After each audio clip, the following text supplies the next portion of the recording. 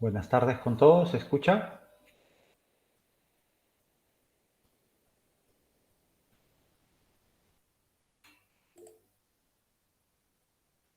Sí, profe, muy bien.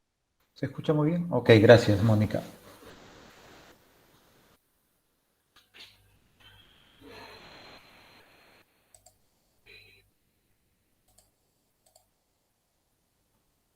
Muy bien. La semana pasada estuvimos,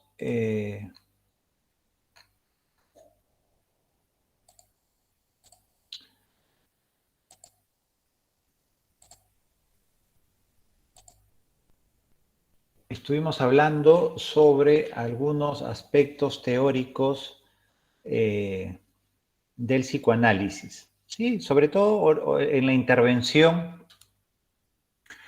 intervención terapéutica. Todavía no estoy mostrando ninguna diapositiva, chicos, ¿eh?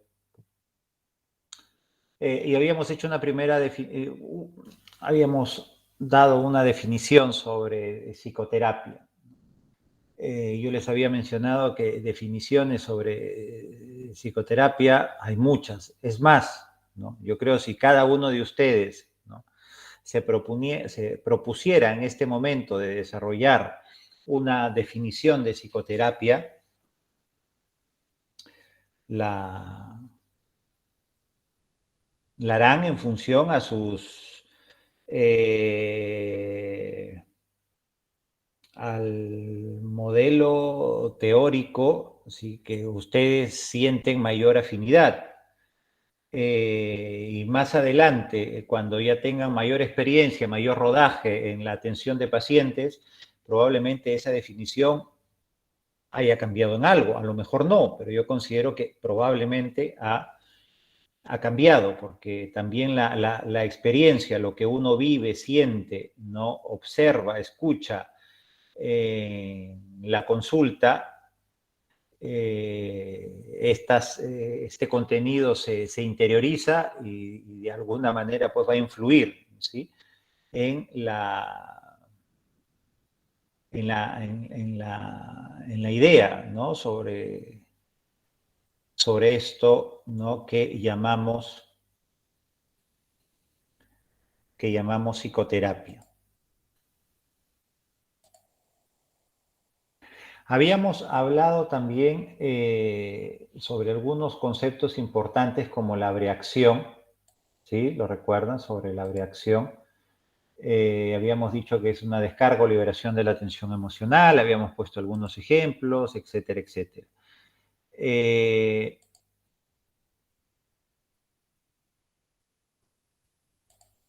Pero lo que no vimos, acá hay unos videos, sí, que ustedes van a ver el enlace en las diapositivas. Les he agregado otro video más que me parece interesante en relación al tema que tratamos la semana pasada. Y este video, que lo he podido ver en estos últimos días, sí me gustaría mostrárselos. Considero que es importante. A ver, un momento.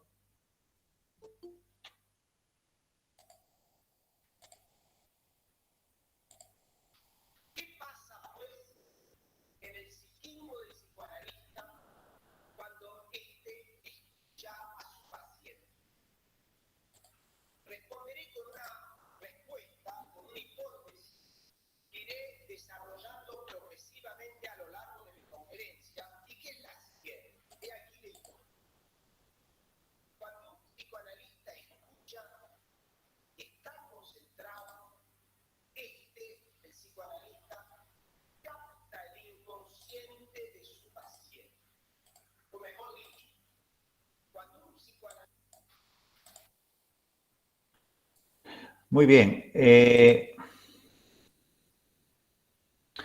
Muy bien, chicos. Vamos a escuchar este video. Juan David Nacio es un psicoterapeuta, es un psicoanalista argentino, bueno, que viene desarrollando su actividad clínica ya desde hace muchísimos años, ¿no? Consideren, actualmente tiene como experiencia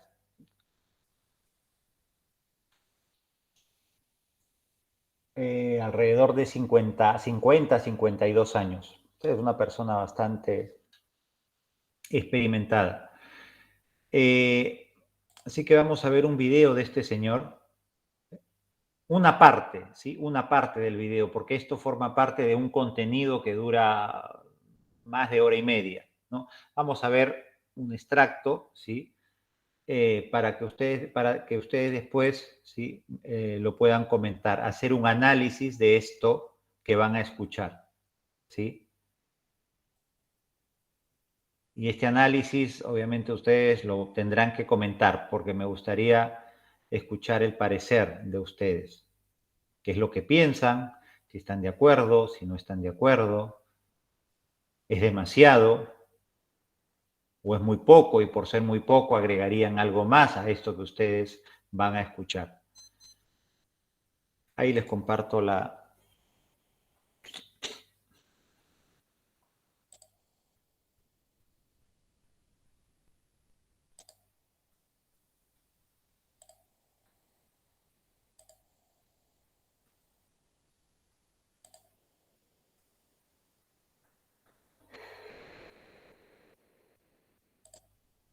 Muy bien, por favor díganme por audio si se ve la imagen.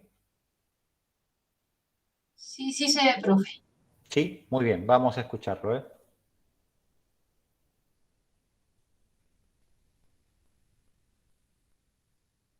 Bien, ¿qué pasa pues en el psiquismo del psicoanalista cuando éste escucha a su paciente? Responderé con una respuesta, con una hipótesis que iré desarrollando. Profe, disculpe, podría subir un poco el volumen, no se escucha. Ah, ya, a ver, un momento.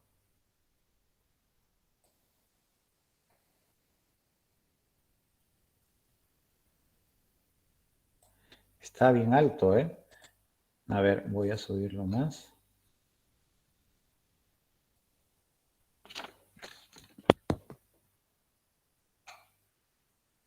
Me dicen, por favor, si ahora se escucha. Igualmente ustedes traten de subir su audio un poco más fuerte. Aquí, como ven, está al tope, ¿eh? ¿Qué pasa pues en el psiquismo del ¿Se escucha ahora? Sí, ahora sí. Ah, perfecto. Ok. psicoanalista cuando éste escucha a su paciente? Responderé con una respuesta, con una hipótesis que iré desarrollando progresivamente a lo largo de mi conferencia y que es la siguiente. He aquí la hipótesis. Cuando un psicoanalista escucha y está concentrado, el psicoanalista, capta el inconsciente de su paciente. O mejor dicho, cuando un psicoanalista escucha, opera mentalmente una percepción fantasmática del inconsciente del analizado. Ahora bien, ocurre a menudo que este momento de escucha, este momento de captación, es seguido inmediatamente de una palabra que el analista comunica a su paciente. Esta palabra es la que llamamos una interpretación. Ciertamente la escucha y la interpretación que la sigue tienen valor si provocan una modificación benéfica del estado del analizado. No olvidemos que el análisis es algo más que una experiencia humana e intelectual, es también y sobre todo un medio para aliviar el sufrimiento del paciente.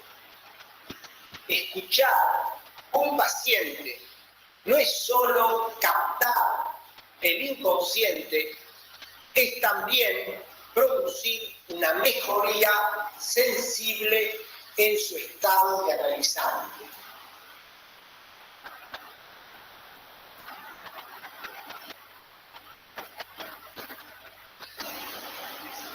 Dividiré mi conferencia en dos partes.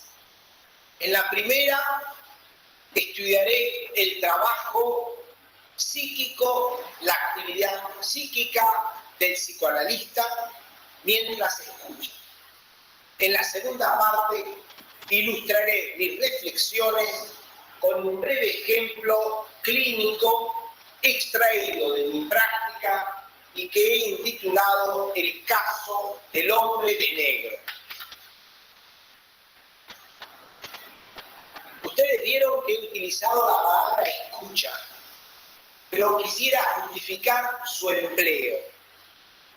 Quisiera recordar la distinción entre el verbo entender y el verbo escuchar. Entender es la actividad auditiva de un oído que capta los sonidos exteriores que lo estimulan o las voces que lo llaman. Entender es también la actividad intelectual de nuestro pensamiento que atribuye una significación a las palabras oídas. Habitualmente, cuando entendemos lo que nos dicen, como por ejemplo en este momento ustedes que me entienden, entendemos la sonoridad y el sentido de las palabras y de las frases pronunciadas. En este caso, entendemos.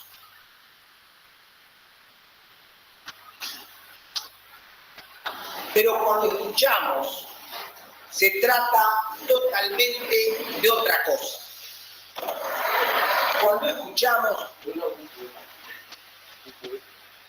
Cuando escuchamos, no entendemos nada.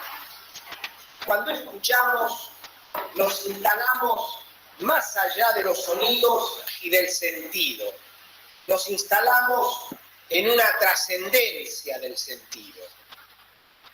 Pero entonces, ¿qué es escuchar? ¿Cuándo y cómo escuchamos?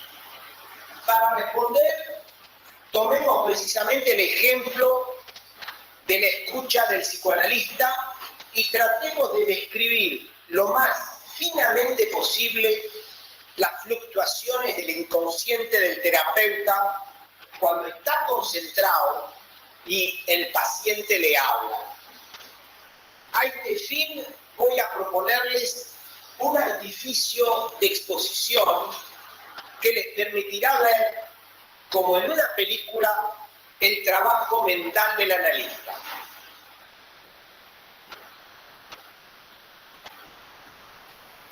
Imaginemos que un camarógrafo invisible entra silencioso en el interior de la consulta, en el medio de una sesión, en el momento en el que el analizante está hablando, echado en el diván, o bien el analizante está hablando sentado frente a frente con el terapeuta.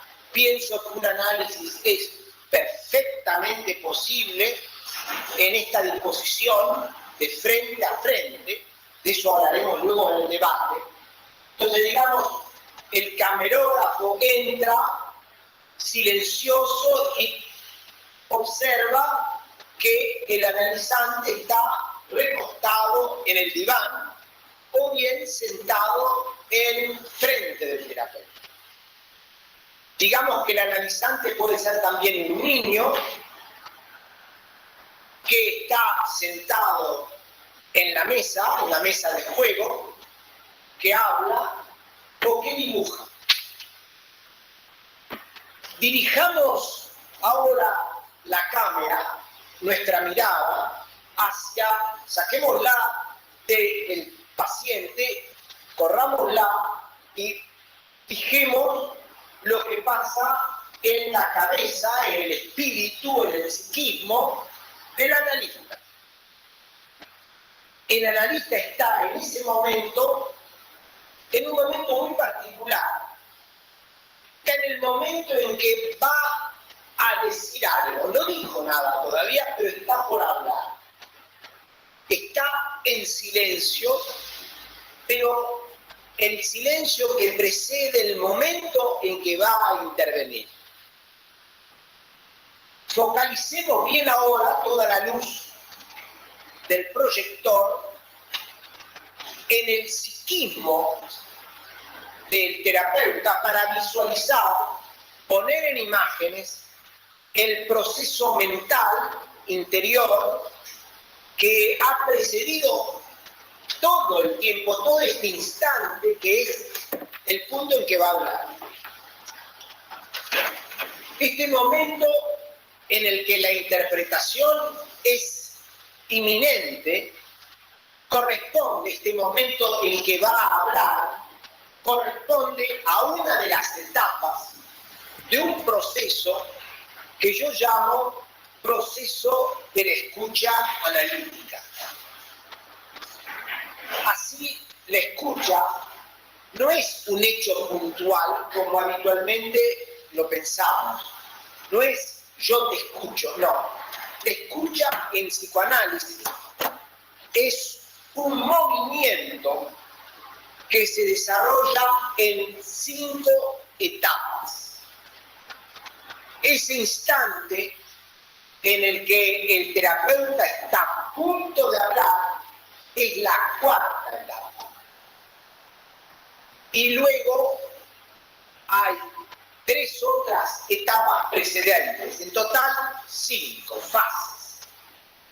El proceso se abre entonces con la observación por parte del analista de las manifestaciones exteriores del analizante y se termina con la 5ª fase, que es la del enunciado de la interpretación. Enumeremos desde ahora las 5 fases, los 5 tiempos del proceso de la escucha. He aquí el resumen.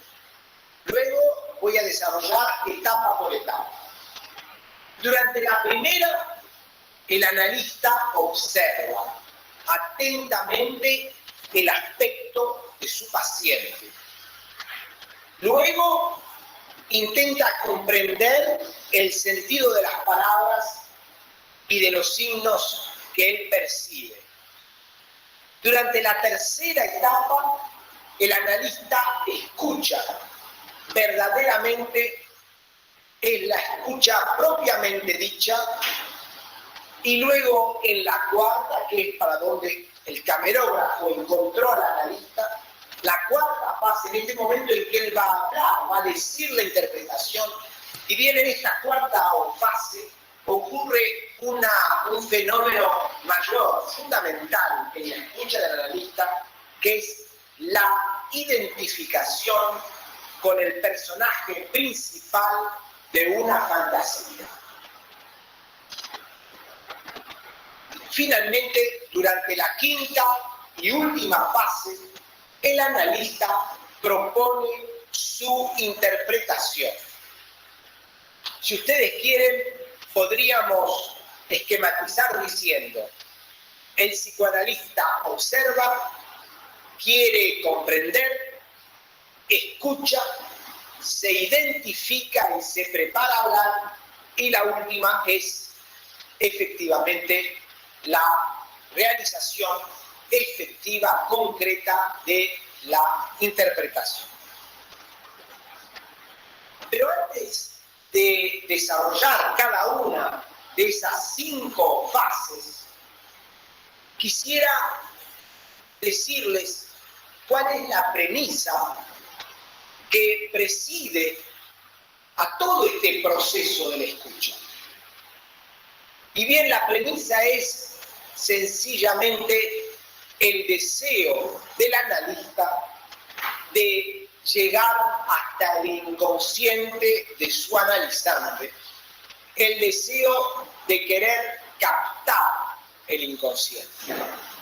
En efecto, para que una escucha se ponga en marcha, es necesario, ante todo y por sobre todo, querer alcanzar el psiquismo del otro, tener la voluntad y el firme deseo de acceder al inconsciente del paciente. En una palabra, para escuchar hay que querer ir hacia el otro.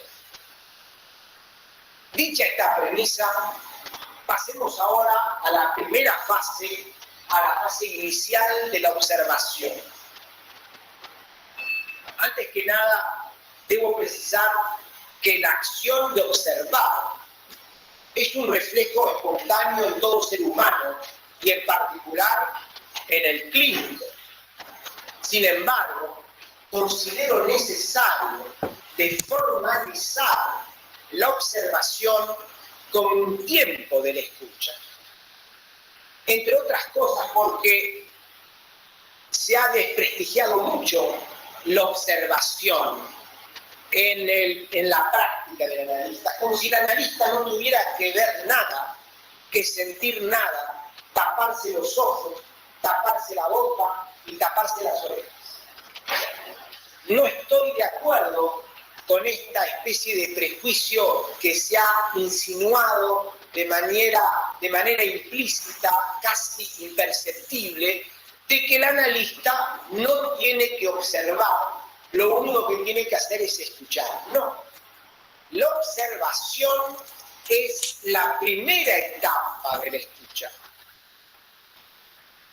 El analista, sentado en su sillón y animado por la voluntad de establecer un puente, una pasarela que le permita llegar a la orilla del inconsciente del otro, el analista observa el comportamiento gestual del paciente si está sentado frente a frente y trata de entender el sentido de las palabras que recibe. Cuando se trata de un niño sentado a la mesa de juego, un analizante frente a frente, como acabo de decir, el terapeuta está atento a la mínima expresión del rostro, expresiones distraídas de la parte del otro. Si se trata de un niño, estará atento a su actitud lúdica, a cómo mueve las piernas debajo de la mesa, a la manera que pone la lengua cuando dibuja, a cómo abre los ojos, a cómo está peinado, a cómo utiliza las manos. Un buen analista es un buen observador. Y con frecuencia me suele dar aún una especial atención a los objetos, paquetes, carteras, bolsos que el paciente trae a la sesión. Cuando vienen los pacientes con sus bolsos, a veces abiertos, grandes, así como si pidiera, por favor, mírenme lo que tengo adentro, es importante de observar que trae un bolso abierto. No hace falta ir a mirar que está dentro del bolso, pero es importante que el paciente sienta que el bolso no es algo hecho por casualidad. Y inclusive, muy importante, cuando el paciente está recostado en el diván y que uno no ve más que el cuerpo, o no hace falta, yo no soy un observador todo puesto a observar el cuerpo del paciente, no, por pudor, por querer concentrarme, de eso vamos a hablar luego. Yo no observo el cuerpo, pero siento, tengo impresiones que me permiten ver si el paciente mueve o no la cabeza, si se siente inquieto en el diván. En una palabra, es muy importante observar con los ojos, observar con la nariz. Sí, imagino que en la sala hay colegas con práctica y saben que muchas veces cuando vamos a buscar un paciente a la sala de espera, sentimos el olor. A veces olor de transpiración, a veces el olor del alcohol, a veces el olor de alcohólicos que han comido, masticado las chewing gum para poder sacarse el aliento, y no saben, mejor dicho, que por más chewing gum que coman y que mastiquen, el aliento viene de los pulmones y no es un aliento de la boca, y que el olor del alcohol se siente, o a veces inclusive si son pacientes psicóticos, esquizofrénicos, por ejemplo. Seguramente ustedes, debe haber colegas que tienen la experiencia con pacientes esquizofrénicos graves, me van a confirmar, efectivamente hay un olor particular del paciente esquizofrénico debido en gran parte a los medicamentos que toma y también a algo que es lo propio de esa imagen del cuerpo olfativo que se presenta cuando el paciente es un paciente esquizofrénico. Y también la observación con la mano, táctil. Cuando yo doy la mano a los pacientes, en general hay colegas que no quieren dar la mano. Lacan, por ejemplo, no daba la mano. No es mi caso. A mí necesito dar la mano al entrar y al salirse. Y cuando doy la mano es importante porque siento la mano del paciente como una mano blanda, a veces una mano en tensión, a veces una mano fría, a veces una mano húmeda. Es fundamental, en una palabra, que el analista sea un radar sensible, humano, y que esa experiencia de recepción de los sentidos la consideremos como ya la escucha. A partir de estos indicios, y en una segunda fase decía, a menudo el analista no entiende lo que se le dice y entra en un periodo de dudas. El analista duda, vacila y no comprende nada de lo que el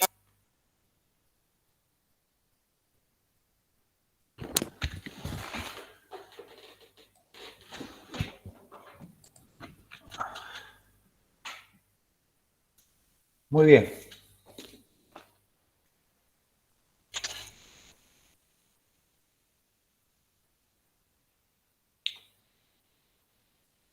¿Comentarios? ¿Qué les pareció el video, chicos?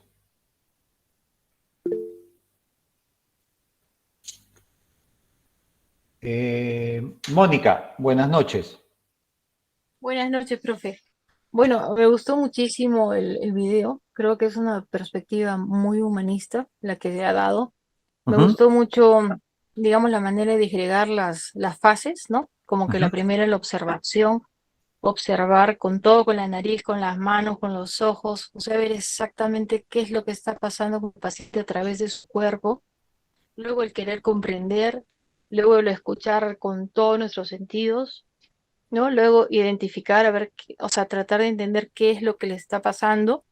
Y al final, profe, algo que me gustó muchísimo es que el objetivo de este análisis del psicoanalista es aliviar el sufrimiento del paciente, ¿no? O sea, el objetivo final es producir una mejoría, no solo un diagnóstico, por supuesto, no solo diseñar en nuestra mente la estrategia que vamos a seguir, sino Así es. realmente desde la primera cita buscar una mejoría, un alivio. Así es, así es. Muy bien. Muchas gracias, Mónica. Lisette, Buenas noches, profesor, buenas compañeros. noches, Lisette. Ujú. Sí, de hecho, a Nacho lo he escuchado varias veces y me quedé pensando en que, de hecho, el psicoanálisis, a diferencia de las otras técnicas, eh, lo que pretende es llegar al inconsciente, ¿no? Y por eso es que la observación es súper importante y él hace mucho énfasis, bueno, las otras fases también, pero la observación de estas cosas que parecen... eh, que tal vez no sean tan importantes que en realidad lo son, ¿no? Para poder descubrir qué es lo que tiene detrás la persona. Me parece súper interesante. Así es, así es. He compartido el link, ¿eh? Pero igualmente ustedes lo van a tener con las diapositivas. Les pido disculpas, no, Yo voy a subir las diapositivas mañana sí o sí. Lo que pasa que desde la semana pasada estoy con toda la familia enferma con el COVID. Nada grave, afortunadamente. Primero mis hijos. Ahora está mi mujer saliendo del COVID, a ella le dio mucho más fuerte. Y ahora estoy ahí, vamos a ver qué pasa conmigo, ¿no? Pero como ustedes saben, cuando hay estas cosas en estos tiempos, ¿no? Hay que actuar siguiendo determinados protocolos, ¿no? Y cambia un poco la rutina habitual. Muy compleja la cosa, pero bueno. Yo no sé cómo estará en el Perú, pero aquí están habiendo contagios, pero a cada rato, lo sé por amistades, conocidos, pacientes mismos que a su vez tienen amistades que comentan, etcétera, etcétera. Afortunadamente, gracias a Dios, no es tan mortal, ¿no? Como ha sido hace unos pocos años, hace 2 años o hasta el año pasado. Pero igualmente es algo que estresa y cambia muchas rutinas. Así que mañana sí o sí, ¿no? De esta asignatura y de otras, las diapositivas. Mónica, ¿usted quiere decir algo porque está su mano levantada o la tenía ya levantada por su participación anterior? Sí, disculpe, profe, se quedó levantada. Ah, ya. Pero hemos visto un video de cerca de 20 minutos. Me gustaría escuchar más comentarios porque ha dicho varias cosas este señor. Ahí estaba jovencito, Nacio, ¿no? Pero bueno, ahora ya está más grande.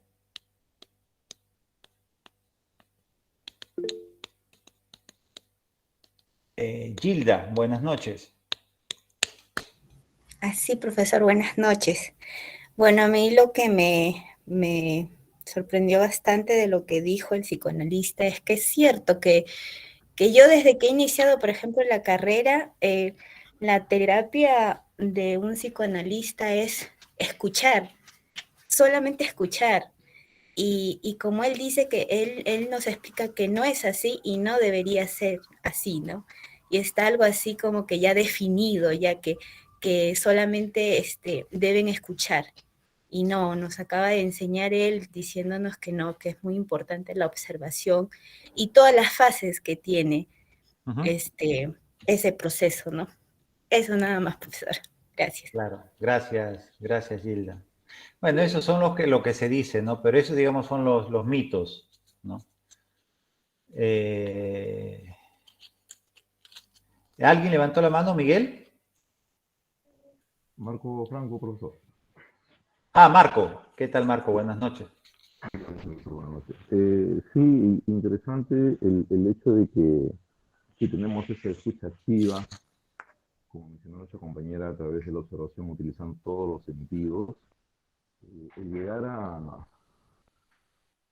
no tanto a escuchar lo que dice, sino a escuchar lo que no dice. Porque Claro. no solamente es lo que él está diciendo de manera verbal, sino los gestos, los ojos, la mirada, el entender cómo mueve los ojos luego con el tiempo, si está mintiendo, cómo va vestido, es muy interesante, o sea, prestar mucha atención y diría, como dices, o sea, es una parte de la escucha, pero es una parte no dicha. Y se llega al punto, pues, de entender lo que él está sintiendo. Diría yo que cuando escuchamos de verdad, es como que nos estamos poniendo en los zapatos de esa persona y logramos ver desde otra perspectiva lo que él no quiere ver o sencillamente no logra ver para poder, como mencionó Mónica, poder darle la calma, la tranquilidad y la mejora que él necesita. Así es. Así es.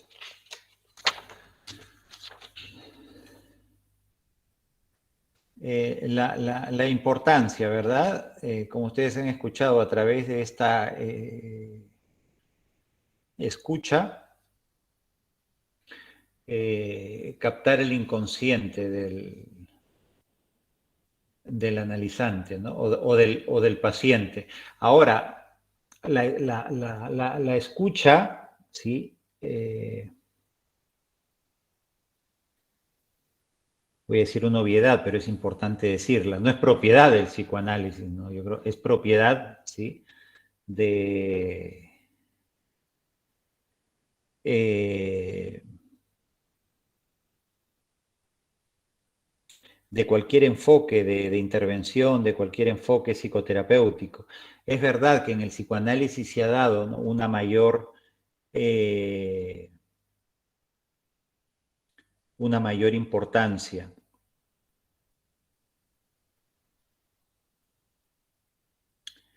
Sobre todo cuando esta escucha, como decía alguno de ustedes en relación al video, esta escucha y la interpretación, ¿no?, tiene un valor en la medida que se beneficia el paciente.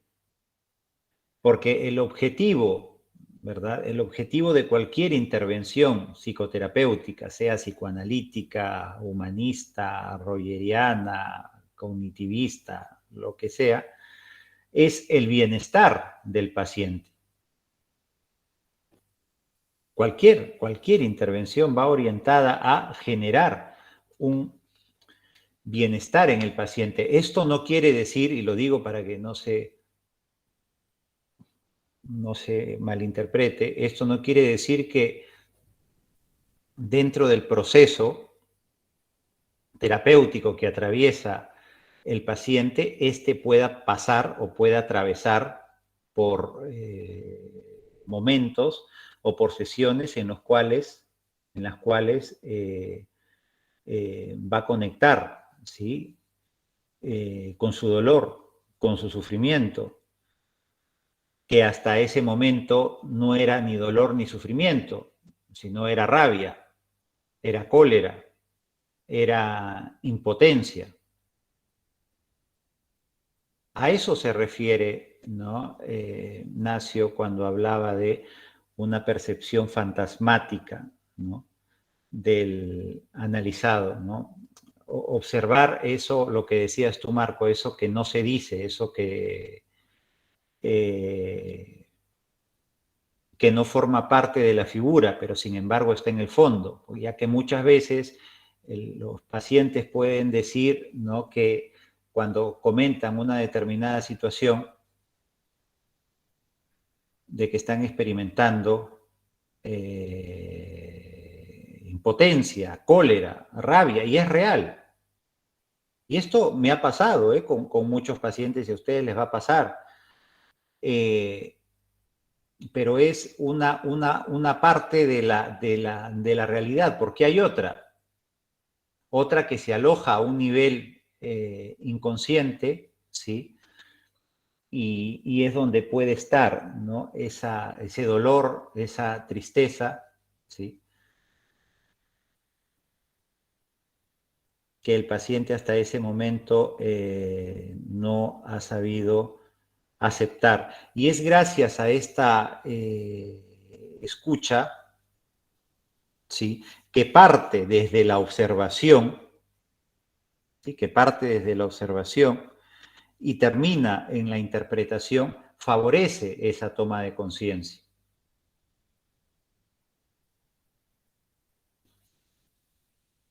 Pero como ustedes pueden ver, esto también lo trabajan otros enfoques psicoterapéuticos, chicos, ¿ah? Desde siguiendo otra metodología, por supuesto, siguiendo otra metodología. Esto lo trabaja la Gestalt también.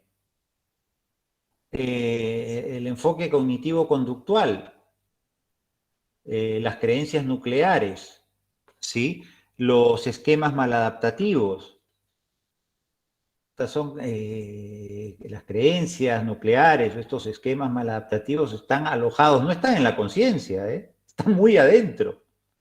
Y si queremos utilizar un lenguaje freudiano, están alojados en el inconsciente. Pero ya sabemos, gracias a Milton Erickson, que bueno, en el inconsciente también, ¿sí? Hay cosas que no tienen que ver necesariamente con conflictos, con traumas, etcétera, sino también con otros aspectos que están más asociados, ¿no? a los recursos, a las fortalezas del paciente.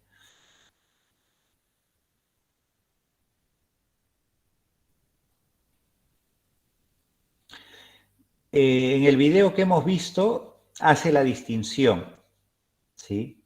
Y esto me parece, porque lo explica, me gustó este video, por eso se los he copiado el enlace también en las diapositivas, porque lo explica de una manera simple y amena.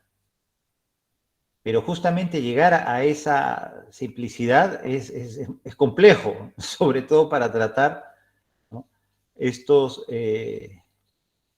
conceptos que a veces pueden parecer etéreos o abstractos. Y hace una distinción entre el entender y el escuchar. Un poco lo que menciona aquí Gladys, ¿verdad?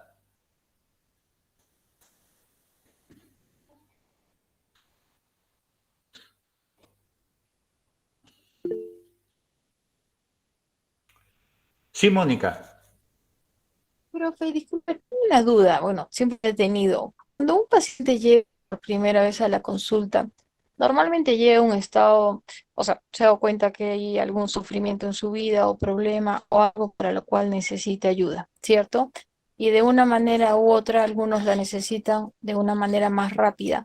Y normalmente nos han enseñado que en la primera consulta uno toma todos los datos posibles para recién proceder en una segunda consulta, plantear tratamiento y comenzarlo.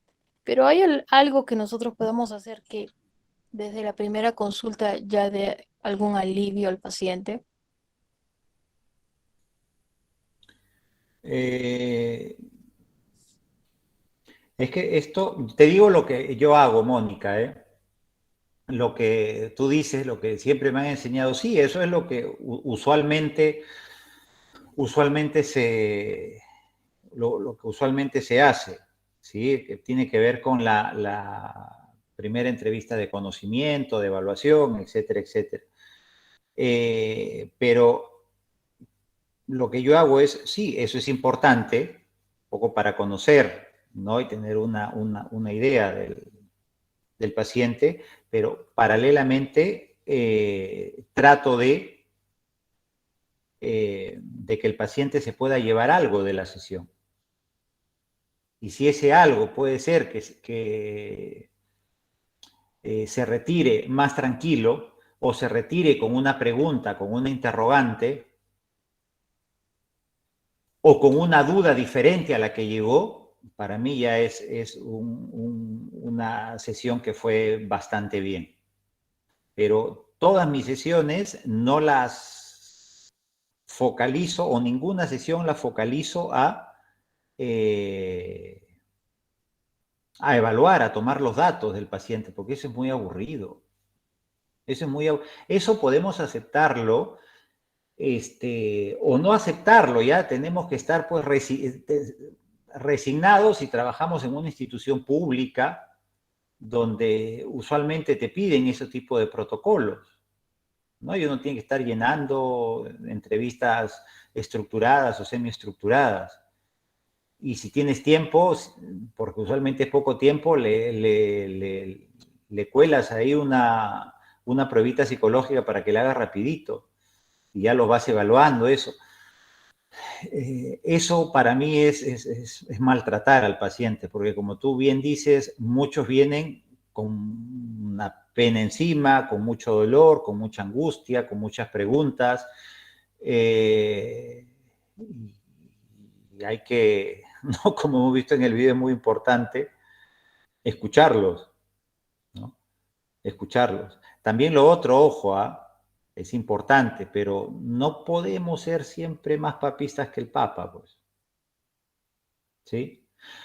También se dice, no, si hay que evaluar, tienen que tomar pruebas psicológicas. Sí, pero también se puede evaluar de otra manera, como se puede evaluar desde la escucha, como hemos visto en este video. ¿Sí? No sé si te ha respondido, Mónica. Perfecto. Sí, sí, profe. ¿Sí?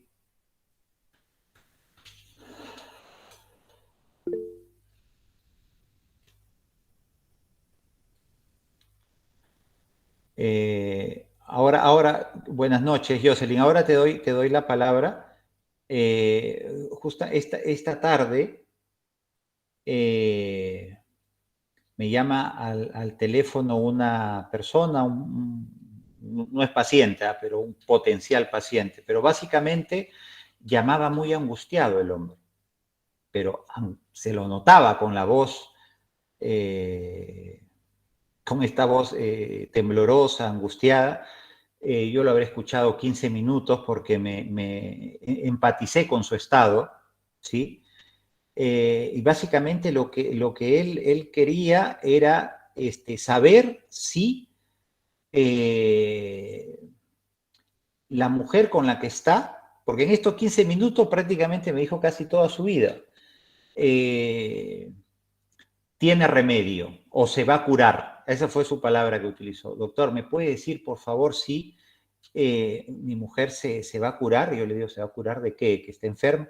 No, lo que pasa es que tiene mucha inestabilidad emocional y ahora está asistiendo a una terapia individual, desde hace un mes. Pero lo que pasa es que yo no veo cambios y yo ahora me estoy planteando la posibilidad de ya dejarla, de ya no regresar con ella. ¿O usted qué me recomienda? ¿O la espero? ¿Qué hago? Estaba completamente desesperado. Entonces yo le hice algunas preguntas y me terminó hablando de su anterior pareja, madre de sus hijos, con la que ya se han separado, se han divorciado. Pero resultó que su anterior pareja tenía problemas de trastorno límite de personalidad diagnosticado y para él también fue muy duro. Y ahora está con una chica que tiene inestabilidad emocional. Entonces, él se está planteando si darle más tiempo para que mejore su inestabilidad emocional. Yo le pregunto, pero ¿acaso tiene el mismo trastorno que su mujer? No, es solo inestabilidad emocional. Fue lo que me dijo. Y me hizo la pregunta si en un mes usted cree que ya se puede curar eso. Yo le digo, no te podría responder, ¿verdad? Como lo hubieran podido responder también ustedes, ¿no? Hay muy pocos elementos para decir si dar ese tipo de respuesta, pero sí le dije, ¿no? Le traté de decir que pueda tomar la situación con calma, ¿sí? Y que en un mes, estamos hablando de 4 sesiones que ha tenido esta chica con inestabilidad emocional, según refiere él, podríamos decir que aún no es mucho tiempo, mejor que espere. Pero eso es la figura, que es una figura, verdad, muy rica de muchos elementos. Pero la pregunta que nos podríamos hacer también, no se la hice, pero si hubiera sido no ya un paciente o atendiéndolo de una manera formal y observándolo, ¿no? Es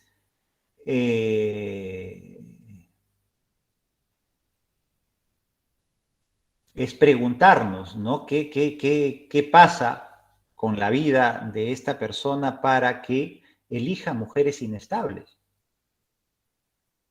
Porque él ahora tiene su atención está focalizada hacia afuera, hacia su pareja actual. ¿Se va a curar o no se va a curar de su inestabilidad? Pero ¿y él? Allí en él yo lo que noté fue y yo estaba en la calle caminando, fue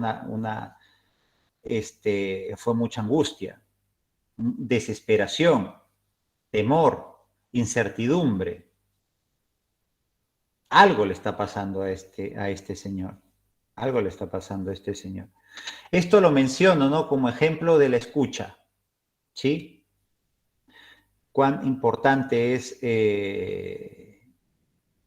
escuchar, así sean a través de llamadas telefónicas.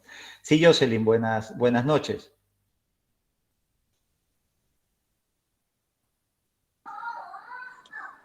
Jocelyn, buenas noches, profesor.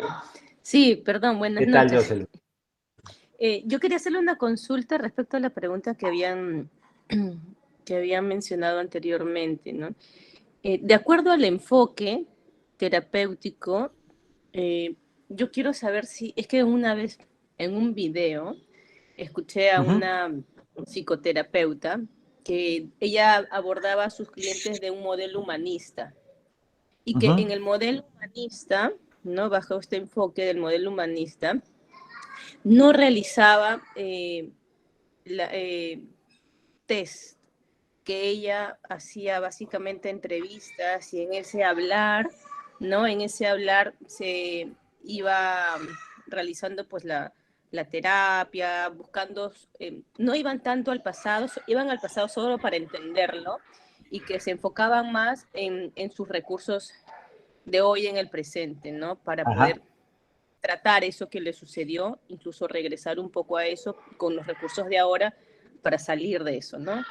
Pero que no, y que incluso nunca le decía al cliente, no le dicen paciente ellos, le dicen consultante, también, que nunca le dice vamos a hacer 8 sesiones, no, sino que es el consultante, el cliente quien va a decir hasta cuántas sesiones y ya está, o una más o 2 más, ¿no? Pero que no, me llamó la atención, no sabía que no le realizaba cuestionarios. Entonces quería saber si eso es así o no sé, o depende de cada uno. Sí, si uno se rige al enfoque, se ciña al enfoque humanista, usualmente no aplican test psicológicos, ¿sí? Pero esto también depende, porque siempre prevalece el estilo del terapeuta. Y yo he conocido algunos terapeutas gestálticos, ¿sí?, que en determinadas situaciones aplican pruebas psicológicas, como el MMPI o el Milo. Depende también de la apertura, de la flexibilidad del terapeuta, de su experiencia, de sus conocimientos, etcétera, etcétera. O sea, yo creo que a tu pregunta hay muchas respuestas, Jocelyn. De acuerdo, entiendo. ¿Sí? Gracias. De nada.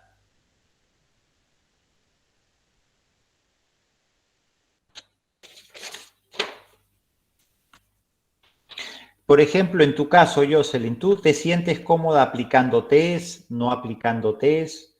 Porque esto es importante, que ustedes se tienen que sentir contentos, serenos, tranquilos, ¿no? Y cada vez más apasionarse por aquello que hacen. No es porque me dijeron que tengo que aplicar test, lo tengo que hacer. Eso es para primaria, ¿no? O sea, es muy importante que ustedes vayan construyendo su estilo, su manera de abordar, de afrontar cada caso, porque una cosa es la teoría, lo que yo les puedo estar diciendo, les pueden estar diciendo los demás docentes, ¿no? Porque muchas cosas de lo que yo digo tiene que ver con mi experiencia, las cosas que me suceden en consulta, y que de alguna manera están asociadas, condicionadas a mi historia de vida. Entonces es algo muy individual, muy personal, muy subjetivo. lo mismo le va a pasar a ustedes.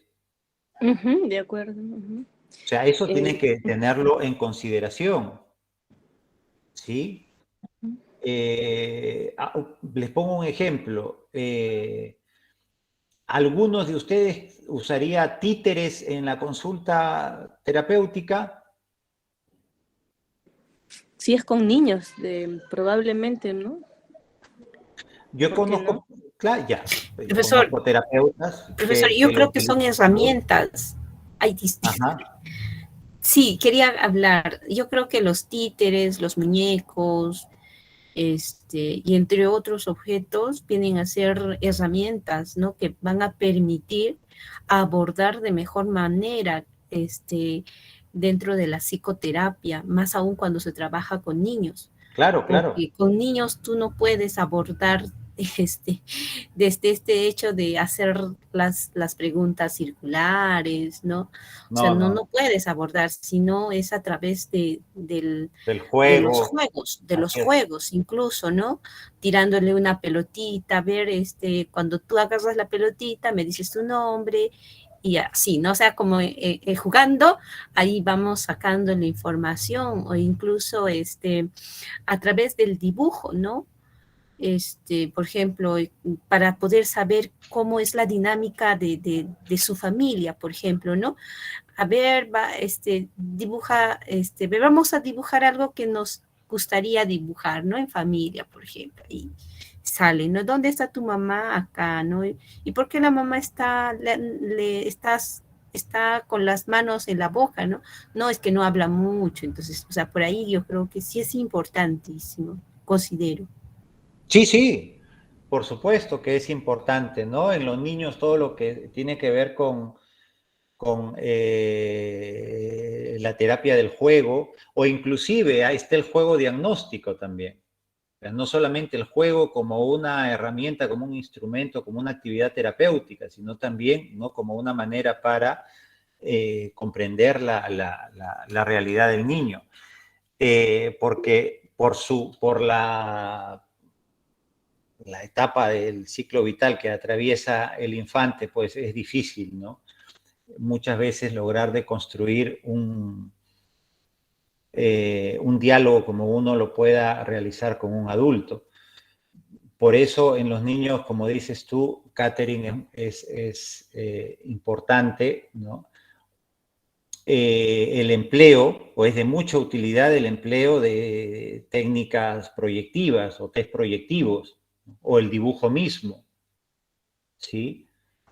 Sí, profesor, por ejemplo, ahorita me recuerdo sobre un casito, bueno, he llevado yo un curso de formación de terapia y yo recuerdo cuando la psicóloga mencionaba sobre un caso de un niño que había sufrido bullying y, por ejemplo, con este niño que tenía 10 años, él era muy temeroso, no salía a los recreos. Entonces la psicóloga le empieza un poco a preguntar, ¿no? Este niño, a ti quién te gusta de los héroes, ¿no?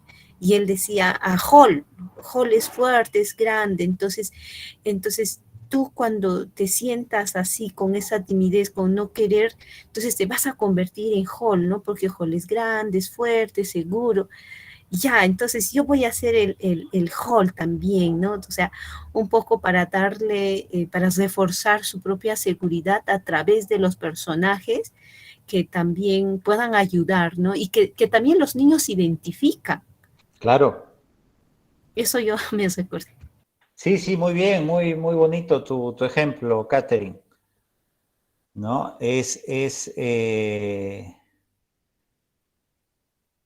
Claro, utilizar eso que al niño le agrada, le apasiona en beneficio de la terapia. Y esto es algo que no solamente se hace con niños, ¿eh? Esto se puede hacer con adultos, ¿sí? Yo siempre les pregunto a mis pacientes qué les apasiona, qué les gusta, porque eso dice mucho de ellos. Y eso que les apasiona, eso que les gusta, se utiliza en terapia, lo utilizo en terapia. No, que ahora no me apasiona nada porque estoy así perfecto, pero ¿qué te apasiona? ¿Que antes te apasionaba algo? No siempre te la dicen a la primera, también es verdad, porque el momento que están atravesando, pues, eclipsa, ¿no? Otras áreas de su vida rica de herramientas, de recursos, pero hay que ir a buscarlos. Eso es clarísimo, ¿eh? Yo creo que esto debe ser lo digo así de esta manera, ¿ya? Una norma independientemente del enfoque terapéutico sobre el cual estemos trabajando. De lo contrario, vamos a psicopatologizar todo. Y eso me parece, sí,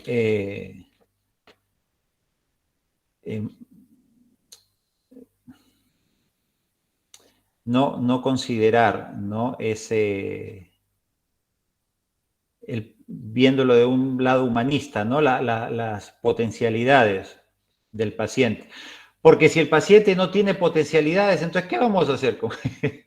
Le podemos enseñar, pero es un trabajo mucho más complicado, ¿eh? Mucho más complicado. Y esto que les estoy diciendo no es nada nuevo, esto lo utilizaba mucho Milton Erickson. Bueno, y todo el enfoque humanista también, ¿verdad? Y todos los representantes del enfoque humanista. Ustedes han mencionado, chicos, en relación al video que hemos visto, ¿sí? Estas 5 etapas, ¿verdad? Estas 5 etapas de la escucha. Y la escucha comienza, ¿desde dónde? A ver si han estado atentos.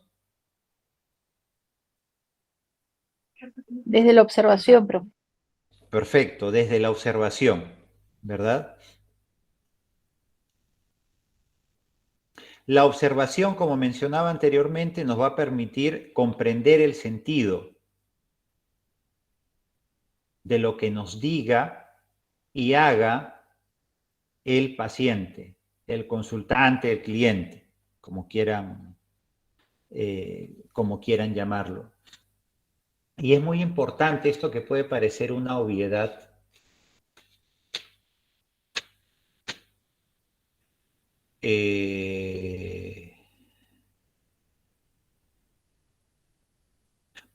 Les hago mejor la pregunta a ustedes.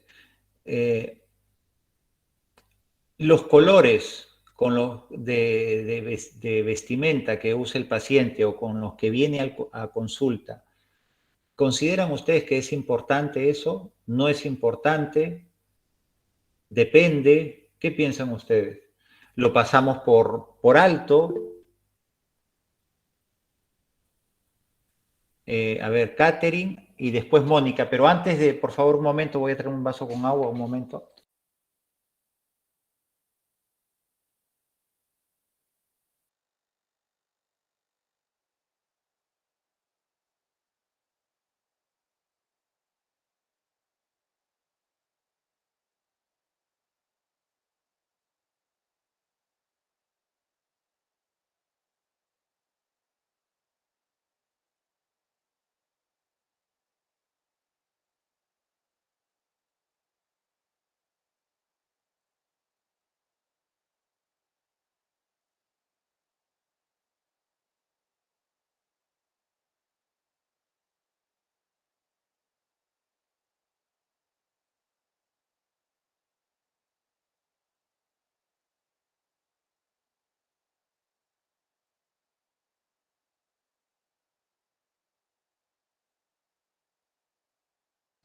Muy bien. Catherine, adelante.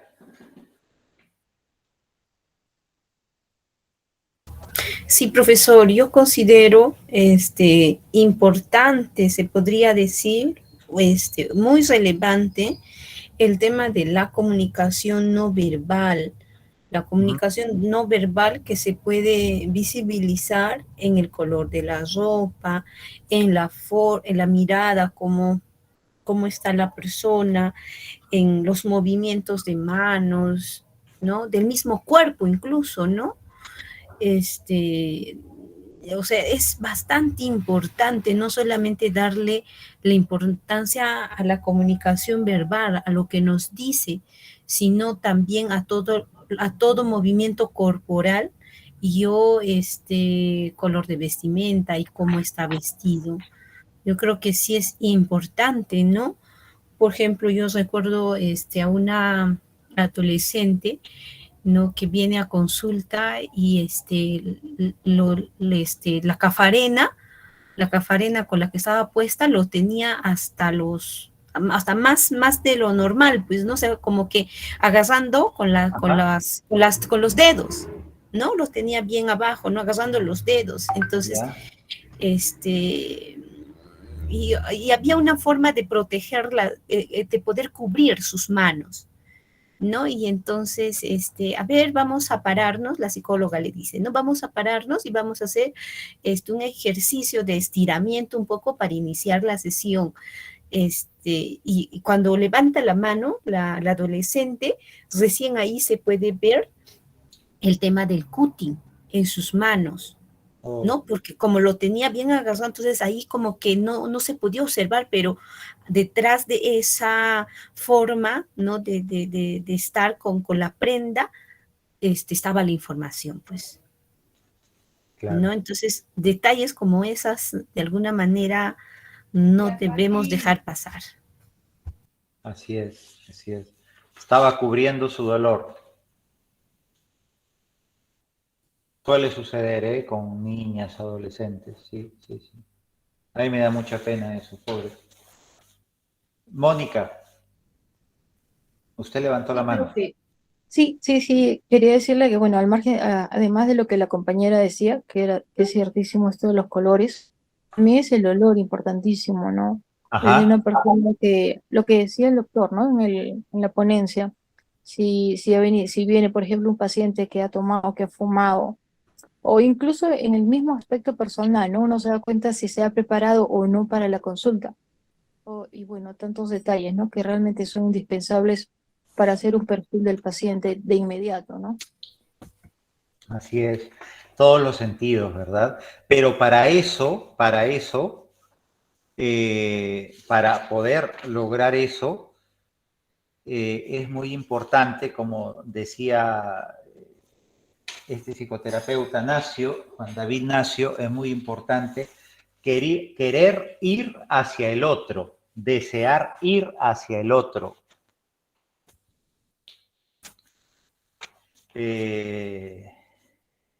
¿Ustedes están dispuestos a hacer eso?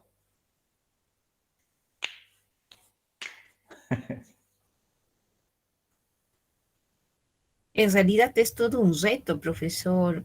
Por eso es que no solamente se podría decir, la formación académica nos da las herramientas para ingresar a este bastante apasionado, porque me gusta a mí el tema de las terapias, pero también no solamente el tema académico, sino cómo es que estamos nosotros preparados para asumir este papel de psicoterapeutas, porque también es importante ese trabajo personal, porque venimos también de bueno, cada uno de seguro tenemos una historia familiar donde, bueno, hemos vivido, se podría decir, en mi caso, pérdidas, ¿no? Yo perdí a mi papá ha tenido problemas con el alcohol, he iniciado muy tarde mis relaciones de pareja, entre otras cosas, que permite este proceso personal mío, de alguna manera desestructurar, ¿no? Desestructurar e ir con una mirada mucho más transparente, ¿no? Sin prejuicios míos, ¿no? Sin creencias incluso de mi familia, ¿no? Porque a veces yo llevo mi propia demanda, ¿no? Ajá. Y confundo la demanda con los pacientes, ¿no? Entonces, yo creo que es muy importante, ¿no? Yo soy trabajadora social, trabajo en el Ministerio de la Mujer con personas, ejercicio de violencia, y yo como persona, yo suelo hacer mi proceso de terapia por lo menos 1 o 2 sesiones al año, porque a mí me permite también estar en ese equilibrio emocional. Pero 1 o 2 sesiones al año, Sí, ¿no le parece muy poco? es muy poco, sí es muy poco, pero de alguna manera intento yo también verme a mí, ¿no? Darme esa posibilidad, ¿no? De estar pues en equilibrio. Incluso, por ejemplo, ahora con el nuevo grupo de internado, nosotros vamos a iniciar internado en julio y nos están pidiendo un certificado psicológico. Y esto es interesante, ¿no? Porque también nos permite ir nosotros como estudiantes de psicología a un poco vernos cómo estamos, ¿no? Y me pareció muy interesante porque también eso me permitió ir a un psicólogo y un poco comentarle mis cosas, ¿no? Y entender algunas actitudes mías también. Claro.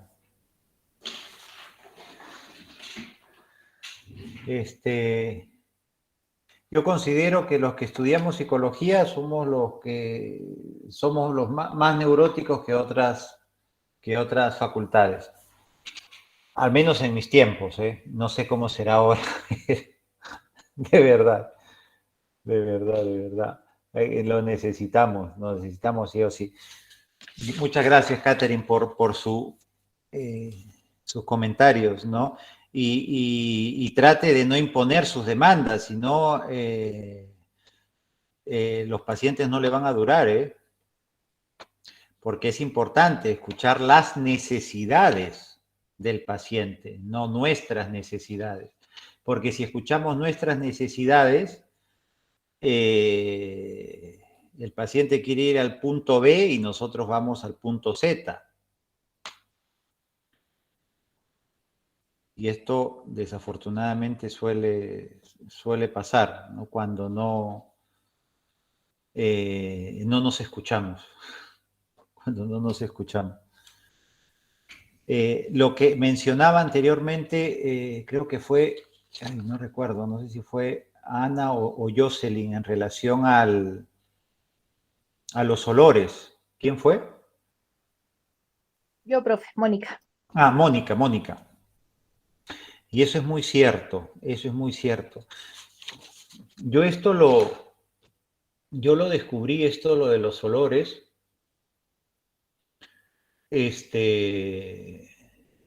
no porque me lo dijo algún maestro, ni mucho menos, que al menos que yo recuerde. Si no, esto yo lo descubrí cuando, creo que se los comenté, cuando yo quería hacer inicialmente mi tesis de licenciatura sobre el chamanismo, que me interesaba, me sigue apasionando ese tema. Y me metí, obviamente, ¿no? De lleno a entrevistar a algunos chamanes, inclusive compartiendo experiencias con ellos, ¿no? Y construyendo una amistad, un vínculo con ellos, porque fui varias veces haciendo entrevistas, observaciones, etcétera, etcétera.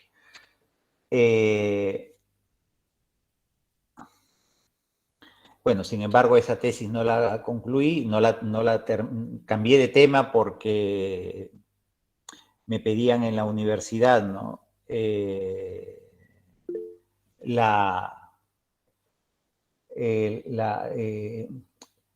sea cuantitativa, que mi trabajo sea principalmente cuantitativo y donde tenga que aplicar instrumentos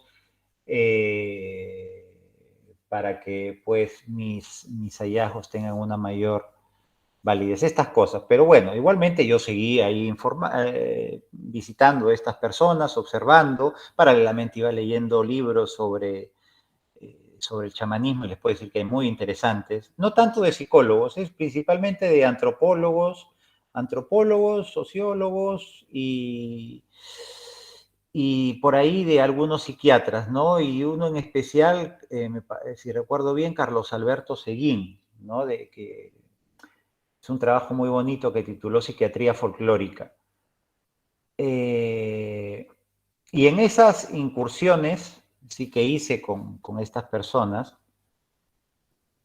vi que los chamanes trabajan muchísimo con los sentidos, es increíble, y con la observación. E interpretan, porque yo estaba ahí observando, o sea, yo les puedo decir todo lo que les estoy diciendo es lo que yo observé, y escribí también en relación a ello. Interpretan cada olor, le dan un significado, tiene un simbolismo, obviamente desde su cosmogonía, ¿sí? Desde su cosmovisión, perdón. Tiene un simbolismo, un significado que después va a tener un sentido, ¿sí? No solamente para el paciente, sino le otorga el chamán ese sentido a través de la interpretación, con un objetivo muy claro, y es propiciar bienestar al paciente, curar al paciente.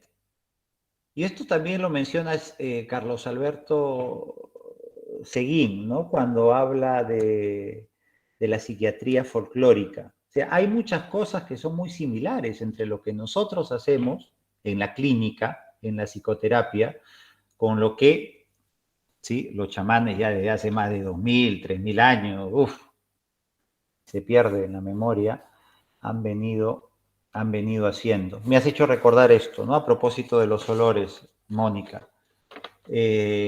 Antes de darle la palabra a Yanit, por favor, aquí veo en el chat, si alguien, es la misma Yanit que pone, está esperando el link del WhatsApp. Si está aquí presente, la persona que es administradora del grupo podría colocar el enlace. Si no estuviera alguien de los que está en el grupo, podría decirle que coloque el enlace en el foro de novedades para que así sus demás compañeros puedan agruparse. Sí, por favor. Primeramente, ¿ustedes tienen grupo de WhatsApp, chicos, de esta asignatura? Sí hay, profesor, pero quien tiene que compartir el link es la delegada, o bueno, la administradora. Claro, claro. Sí Pero, hay, sí tenemos. pero ¿está la administradora? La verdad no lo sé.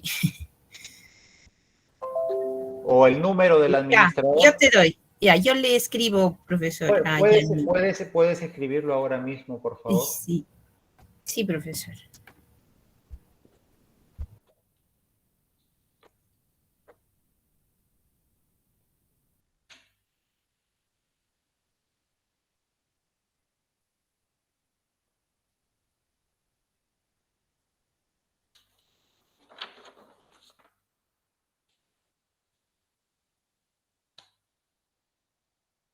Ahí está, Yanit.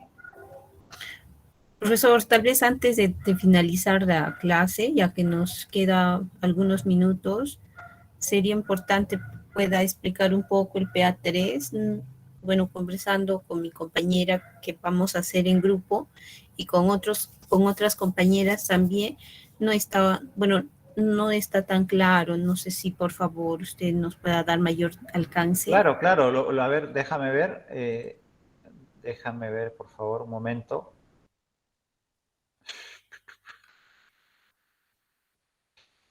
Uy, tengo que abrir el foro.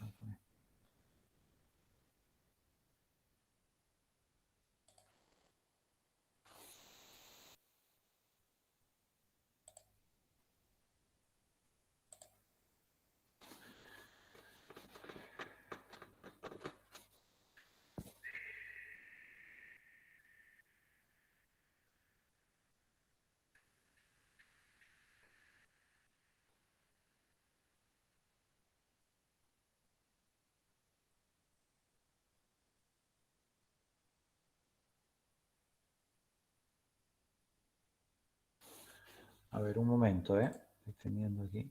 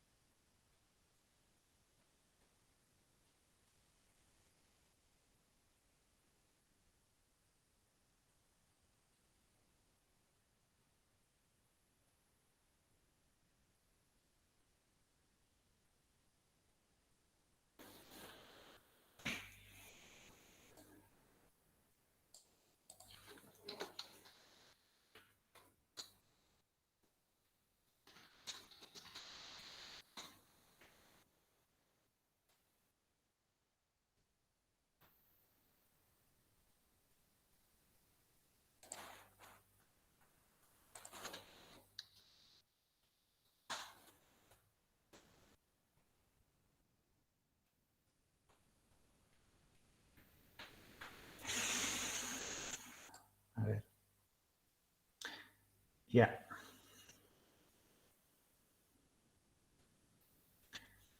A ver,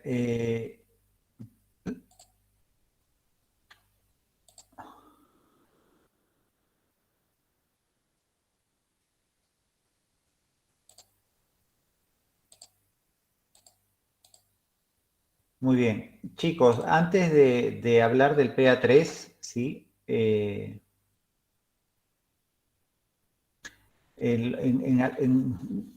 No en pocos, desafortunadamente, sino en varios, muchos, ¿no?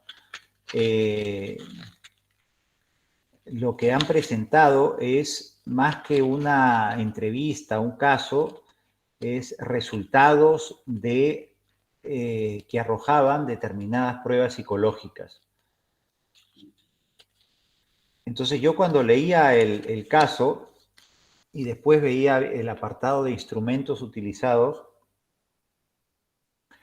me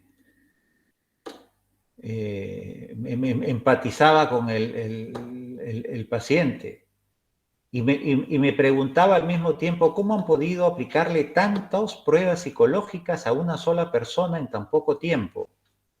Y a algunos les he puesto de que esto no es un curso de pruebas psicométricas o test proyectivos, es métodos y técnicas psicoterapéuticas.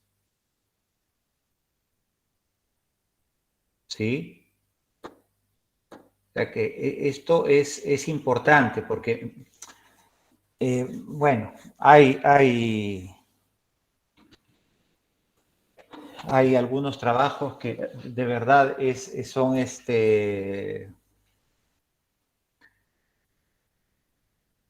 sospechosos, ¿sí? Son sospechosos. Así que por favor que en el PA3, ¿sí? Yo la primera sugerencia que les doy es que traten de ser creativos. Inclusive he visto algunos trabajos en el PA2 que el contenido era de 50 o 40 hojas, 50 hojas. Había uno de 60 y pico hojas. Ustedes me comprenden, ¿verdad? ¿sí? Léanme mi inconsciente en estos momentos ahora que me están escuchando. ¿Qué pensarían de esos estudiantes? ¿Sí? O sea, tratemos de hacer algo pequeño, pero bien hecho, pero sobre todo auténtico, real. ¿Sí? Real.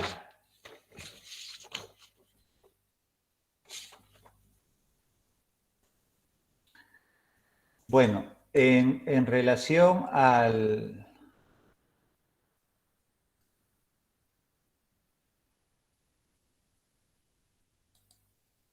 al PA3, a ver.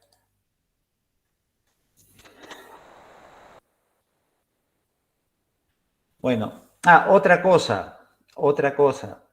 Hay mucha gente en el PA2 que no ha leído bien las instrucciones, entonces ha ido directamente a temas. ¿Y qué es lo que ha hecho? Una revisión bibliográfica de terapia, de lo que está escrito en el apartado temas. A ver, voy a compartir con ustedes esto ya para...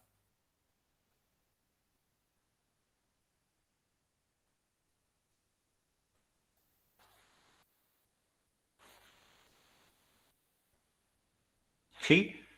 Entonces lo que han hecho es, han desarrollado esto como temas, ¿sí? Y lo han desarrollado revisando materiales bibliográficos. Eso no es el trabajo, ¿sí? El trabajo práctico es grupal. Aquí dice que es grupal. Entonces, si es grupal, no puede ser individual.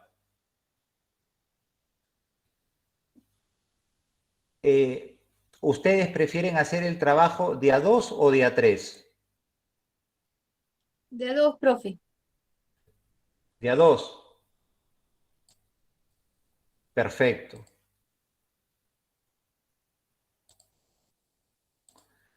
¿Están de acuerdo los demás? Lo hagamos de a 2. Sí, profesor. Perfecto. Entonces, ustedes en el grupo que tienen, pongan ahí en su grupo de WhatsApp que es de a 2. Y ya ustedes se agrupan por afinidad. Y algo que ya lo he dicho, me parece anteriormente, es del mismo NRC. ¿Sí? Que tengan el mismo NRC. Vamos a la rúbrica.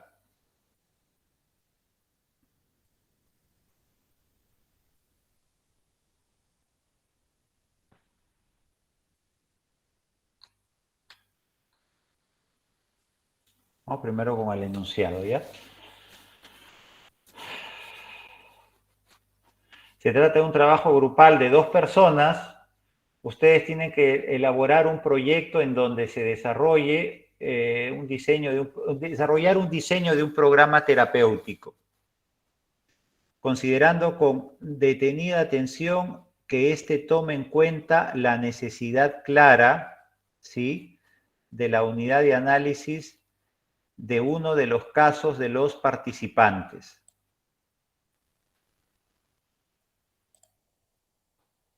Es importante presentar el material logrado a través de la evaluación considerando los siguientes aspectos. Datos, bueno, esto algo muy similar a lo que ustedes han hecho en el PA2, ¿no? Motivo de consulta, aunque esto es un poquito más centrado a la intervención. Motivo de consulta, ¿sí? Los datos sociodemográficos se refiere del paciente. Motivos de consulta. La demanda terapéutica. Breve descripción de la persona, que es algo que ustedes también, algunos en el PA2 lo han hecho.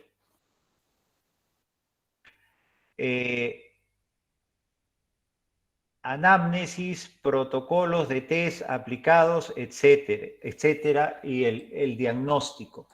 Ahora, esto de las pruebas psicológicas, no le van a aplicar 3 o 4 pruebas psicológicas a un paciente, pues. Porque algunos han presentado eso, pero ya voy a ser más explícito. No es que lo hayan no es que lo hayan aplicado para este curso, sino que han hecho un copia y pega del curso de test psicológicos. Pero tratemos de evitar ese tipo de malas estrategias, ¿sí? Y centrémonos en el motivo de consulta del paciente y escuchándolo, como hemos visto, observándolo, comprendiéndolo, y si consideramos necesario, si las dos personas consideran necesaria aplicar algún test, háganlo, pero que no sea más de uno.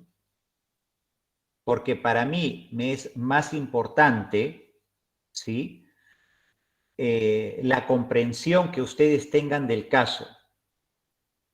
La comprensión que ustedes tengan del caso, porque en función a la comprensión que ustedes tendrán del caso, ¿sí?, podrán elaborar su proyecto de intervención. ¿Sí? Su programa terapéutico.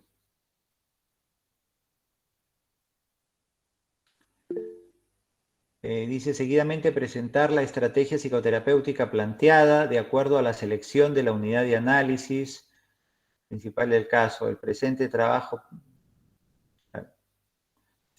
práctico debe tener en cuenta los siguientes criterios para su elaboración. Selección de la unidad de análisis, necesidad del caso, diseño de estrategias, enfoques psicoterapéuticos.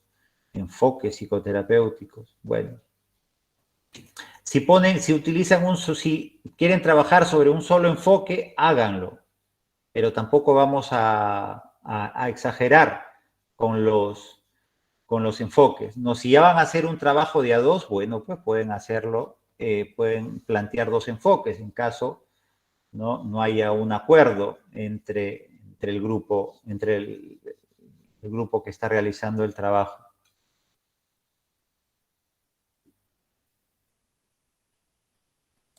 ¿Alguien levantó la mano?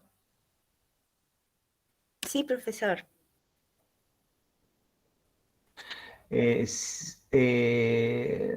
Gilda. Gilda, sí. Usted ha hecho una pregunta aquí, ¿no? Si puede colocar solo los resultados del test aplicado. Sí, pero lo que le quería decir era, si nuestro PA2 fue a hacer un informe psicológico de nuestra entrevista, ¿no podría ser el PA3 centrarnos, según el diagnóstico que nos resultó en el PA2, centrarnos en diseñar nuestro programa terapéutico? Claro, es lo que está diciendo aquí, ¿no? Entonces podemos utilizar la entrevista que ya hice para mi PA3. Su entrevista.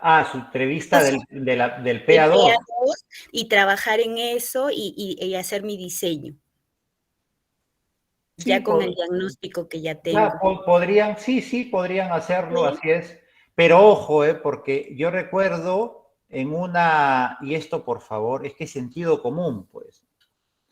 Yo recuerdo ya hace algunos ciclos atrás, algunos alumnos mostraron su mismo PA2 y solamente agregaron un párrafo de 3, 4 líneas. Su programa terapéutico. No, pues incluso, profesor, creo que nuestro título ya no debería ser informe psicológico, ¿no? Sino diseño de programa terapéutico y hacer un resumen de nuestro informe según lo que nos está pidiendo. Así es. ¿Sí? Perfecto. Excelente, Gilda. Excelente. Listo, profesor. Y una última preguntita. Yo tengo una duda. ¿A qué se refiere selecciona adecuadamente la unidad de análisis del caso? ¿Se refiere a mi caso? ¿A qué caso estoy seleccionando o a otra cosa? Al caso que usted va a analizar y que va a proponer su programa, su intervención, su programa terapéutico. Ya. Listo, profesor. Muchas gracias. Muy bien, chicos. Lo dejamos aquí. Yo ya tengo que irme a descansar. Ya es tarde. Y bueno, le deseo mucha suerte en su trabajo. ¿Sí? Muchas gracias por su participación, sus preguntas, como siempre, muy buenas. Un abrazo, hasta luego. Hasta luego, profesor. Chao. Chao. Nos vemos, profesor.